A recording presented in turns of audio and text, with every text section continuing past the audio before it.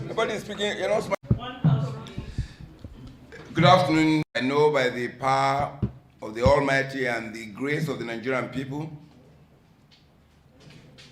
by May 29, 2023, a PDP government will be established in this country and be as a new government to bring a new day and new hope for the Nigerian people.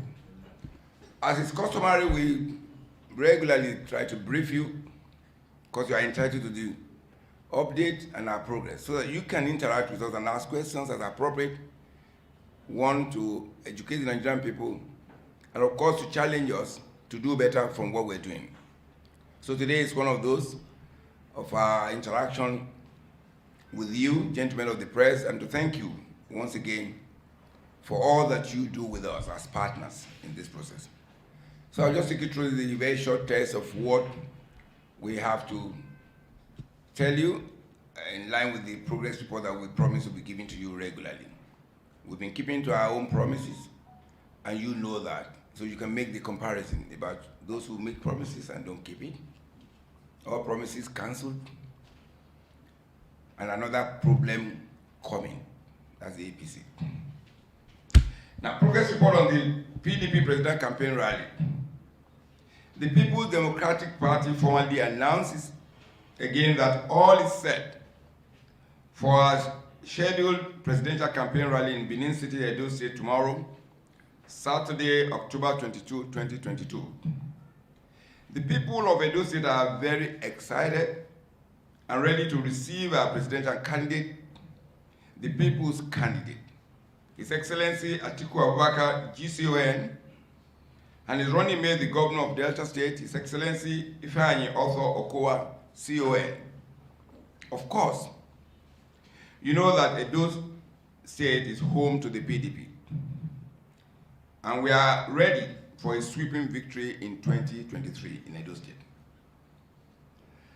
Ahead of the rally, our party has been receiving a flurry of solidarity messages from various groups, especially the youth, in their massive solidarity towards the PDP's mission to rescue, rebuild, and redirect our nation from the misrule of the All Progressive Congress, the APC. The PDP has been recording very successful presidential rallies since the flag off in Uyo, Akwa Ibom State. On Monday, October 17, 2022, our presidential campaign rally in Kaduna was greeted by a massive crowd, which of course rattled the APC. The APC, as usual, resorted to violence and attacked our members. And innocent Nigerians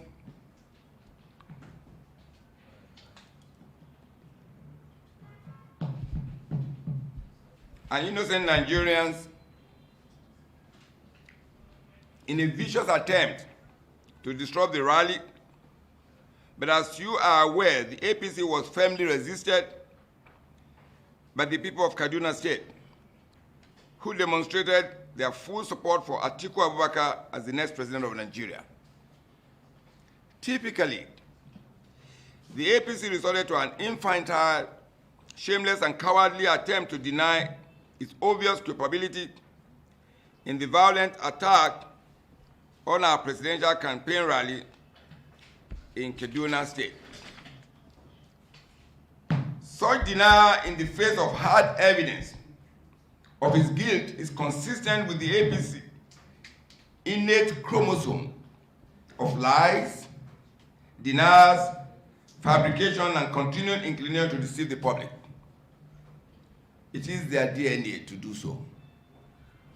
The APC is obviously hurting over the decampment of more than 1 million of its members to the PDP in Kaduna State in the last couple of months. It is also apparent that the APC has become forlorn and disconcerted because it cannot legitimately, and I emphasize this, it cannot legitimately field candidates for the 2023 general elections. You recall the latest Osun judgment where the actions of Mimala Buni acting as chairman of APC was nullified and that every action taken by him were illegal. And if you read from that, it means whatever has been done by him or purportedly done by him as chairman in violation of Section 183 of the Constitution cannot stand. So they are dealing with that, and you can see why they are frustrated. The APC should know that resorting to thuggery and violent attack on the PDP cannot help it in its self-inflicted woes. For emphasis, our party has the detail of how the APC plotted the attack, the Kaduna attack, mobilized the thugs and compromised the security integrity of the presidential campaign rally in Kaduna State by refusing the PDP the use of a more secure Ahmadu Bello Stadium and forcing the rally to hold in a porous venue where the APC was able to unleash its thugs on our party members and innocent Nigerians. We invite the public to note that it took the APC more than 48 hours after its cowardly attack to shamelessly conjure lies and fabricated stories with a view to concealing its culpability and diverting public attention from reports that the violence was spearheaded by the APC governorship candidate in Kaduna State, Uba Sani. The PDP is, however, not surprised that the APC could resort to lies, as it has never owned up to any of its numerous wrongdoings against the Nigerian people. Nigerians can recall how the APC lied and denied the killing of our youth at the Lekki toll gate during the October 2020 NSTARS protest, the anniversary of which was marked yesterday, because they deny everything. You recall that the APC government then denied that its official, the IG of police, they couldn't remember that it was meant to have visited Benue State when several people were killed. So it's a DNA and it's consistent with their own actions. It is ridiculous that the APC can claim that the thugs were supporters rented by the PDP. This is illogical and nonsensical, as the PDP has overwhelming organic followership in the state of the Federation, and more particularly in Kaduna State, where our party flag bearer, His Excellency Atiku Abubakar, scored the highest vote in the 2019 presidential elections, a confirmation of the popularity of the PDP in Kaduna State. If there's any party that is known for renting supporters, it is the APC, which was recently exposed and shamed for renting artisans to pose as bishops and clergymen at the much hyped unveiling of the APC vice president candidate in Abuja. The PDP calls on the Inspector General of Police to immediately invite the Kaduna State APC governorship candidate for questioning on the attack on the PDP presidential campaign rally in Kaduna State. The PDP is undeterred. We are already moving with Nigerians, and together our destination is May 29, 2023, when Atiku Abubakar will be sworn in as the next president of Nigeria. I thank you most sincerely for listening. Any comments, questions? About the evidence. And these are all there. For me, I'm not an investigator. It is the job of the police. The evidence and the information that we have, you recall that 24 hours before the rally, we did issue a statement alerting security agencies of those plots. Those are the evidence. There are remote and there are actual evidence. And so, these are all in the public domain. But it is the job of the police to ensure that investigation takes place, and we're actually alerted. The job of security is a two-way or two-sided of a coin. The security agencies and government, and of course, the people. We have decided our obligation. One, as a responsible political party, and two, as citizens, responsible citizens, to alert of information. No action was taken. Added to that are the fact that the APC government deliberately refused our application to use a more secure environment that relates to getting a venue, the Ahmadu Bello Stadium, which is more secure, and they refuse us. And again, this is a pattern. You recall that during the National Convention, the APC refused us the use of the Eagle Square. They refused us the use of the main bowl of the stadium, and they pushed us to the velodrome. But again, we succeeded because we're a party that's organized.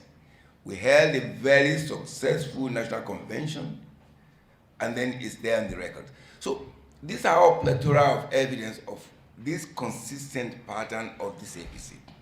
They've lost faith. People are running away from them. There's a massive exodus from the party to the PDP, and they can't handle that. So the evidence are there. They are bound.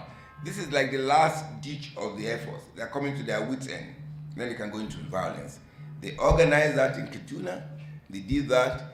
And there were allegations, not just spurious, of individuals. The governorship candidate of APC in Kaduna State,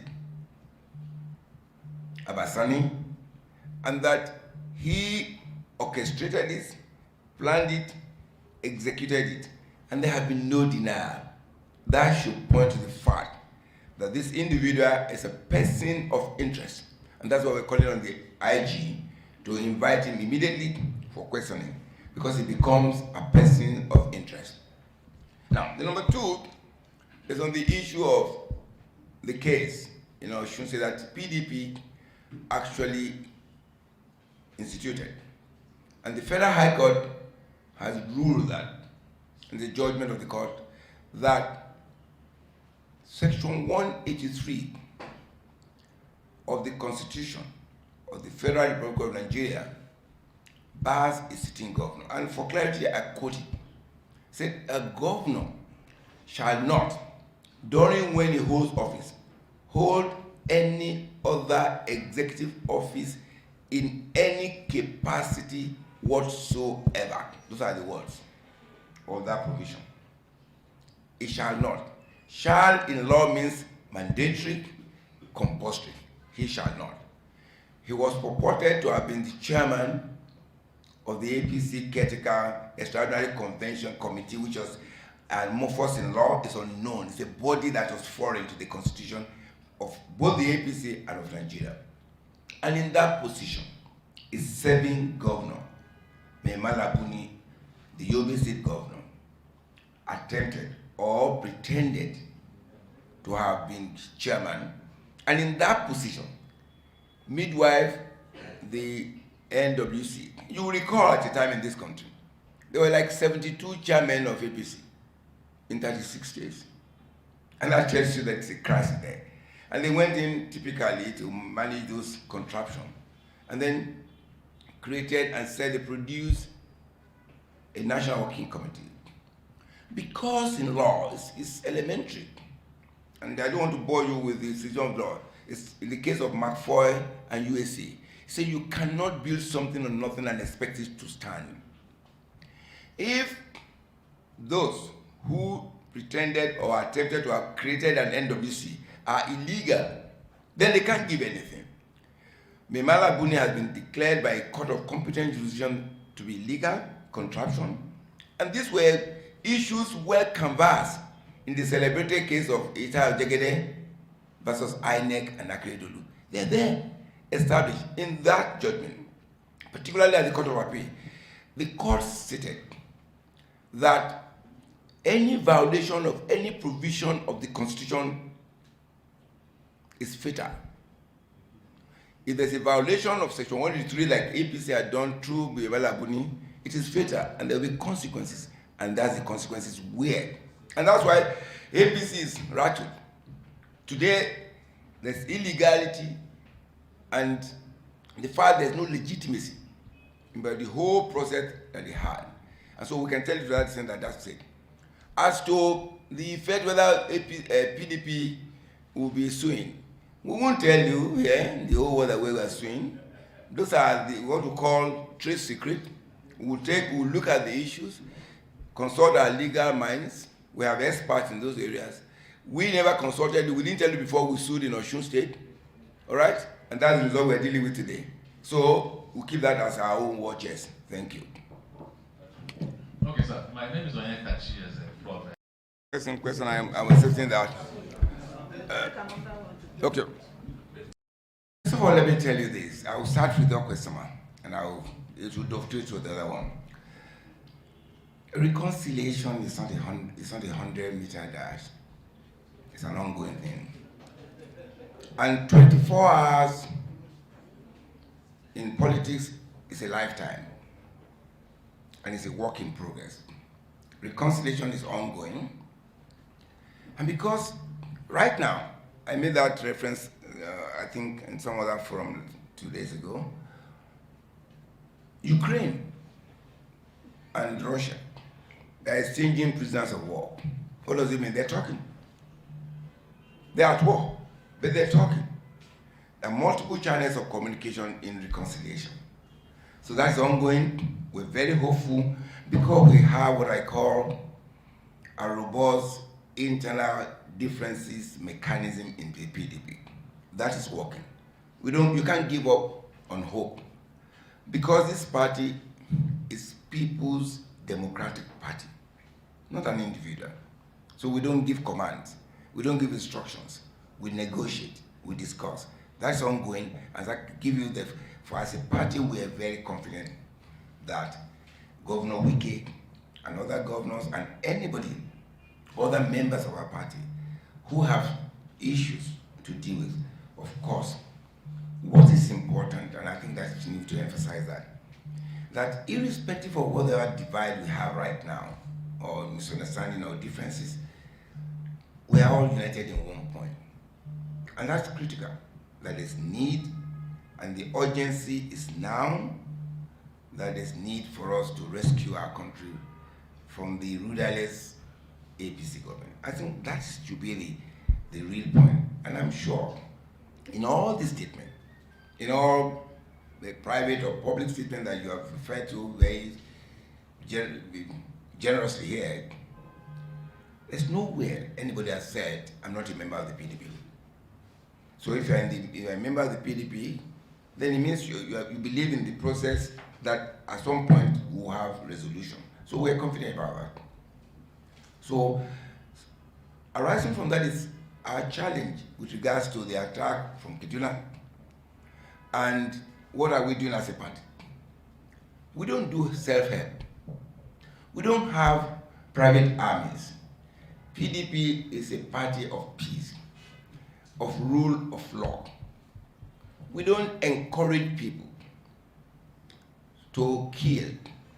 We don't say to people, farmers, you remember the farmers in Maiduguri, they were blamed by the APC for going to their farm without taking permission. We don't do self-help. That's why we issued that alert when we had information. That's why, again, we're calling now on the Inspector General of Police to immediately invite persons of interest on that. That will create a room for people to know that, yes, if you do this, there are consequences. We believe in the capacity of the police and other security agencies. We believe that parties will be responsible to the accord that was signed. But again, you will recall that the APC at the highest level was missing. But again, that does not mean that that party should not be committed. It was Gardner that I read in some reporting that the INEC has stepped up to the field to say parties should be responsible for signing that accord. And I hope that the president himself, who has obligation under the Constitution for the protection of lives and properties, that he will step in now. He had promised us that he will begin a free and transparent electoral process. He should keep his word for that. Because election rigging, election violence does not happen only on election day.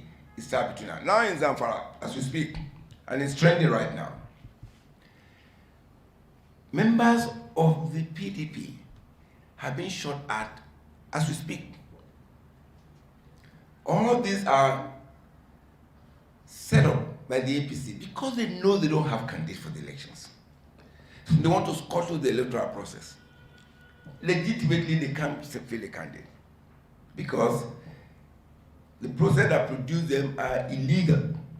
So when you do that, it's just like the case of the biblical Solomon and the two women over a child. The one that doesn't have the child says, okay, go and kill that baby. Because APC know that they have no candidate. They want to scatter the thing. But we know that the PDP for the people and the people are looking forward to the PDP for hope. We will play by the rules and ensure that we have a free, fair, credible electoral process in 2023 that will usher in hope in Atiku Abubakar and Arthur Okowa as president and vice president of this country come May 29, 2023. So we are hopeful about that. Now, the first question was about anti-party activity. And this party has a process. We don't do hop, step, and jump.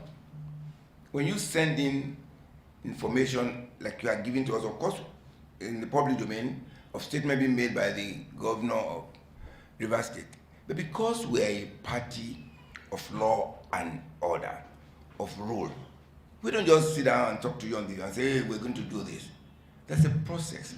That process will kick in. The party will go through its process.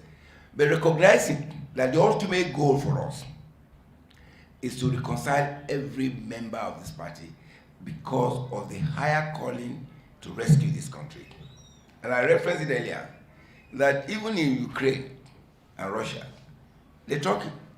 So if they're talking, so why are you sure that we're not talking? We're talking and we're making progress, and we believe in our capacity to resolve these issues in the larger interest of Nigeria and Nigerians. The campaign is ongoing, with schedule, because we're a party of order. But I think it's very important, and we should emphasize this out. Government exists to fix problems. And there can be multiple problems at the same time. When you have a president, he must be able to multitask. If you find somebody who is an analog and is, when there's a problem, he shut down every other thing to continue that, that is not presidential. And I recall that what you are referring to is the president candidate of the Labour Party, right? Who said that he's shutting down campaign. He has not even started campaign, so what is he shutting down? I mean, this is why we think irresponsibility in governance and coming to take position at any time. We should shut it down. This is why you are here. Let Nigerians be educated. We have a candidate who is multitasking, who can do several things at the same time, because he's working with people as a team. He doesn't say, I know it all. The Labour Party candidate is telling you stories about Russia, about something in Egypt, but he's not telling us what's happening there. We are multitasking. You recall, the governor of Bayelsa State has been very vocal because it's very largely affected.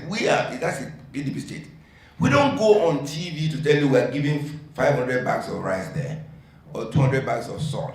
We do this thing because we know government is a continuum, and you must have ability to reconcile different areas of government at the same time. So when you find a president candidate says, I'm shutting down. So if you become president, if there's fraud, you will shut down governance too. I mean, come on. And you must challenge people. If he cannot multitask, then it's a challenge. It means he has deficiency in his ability to manage complex government agencies. There are agencies of government. We're networking with them. We're discussing with them. There are international organizations. There are donor agencies. There's Red Cross. Those are the things we activate as a party. In 2012, you recall, this happened under the government of the PDP, President Goodluck Jonathan. You recall how he handled it. Very excellently well. That is the character of the PDP. That is not the character of the APC, because it is not a party, it's a special purpose vehicle which was hurriedly put together to defraud Nigerians. Now they are in liquidation and they are dying by installment, and you see that. That's why the exodus is happening. I'm not nice.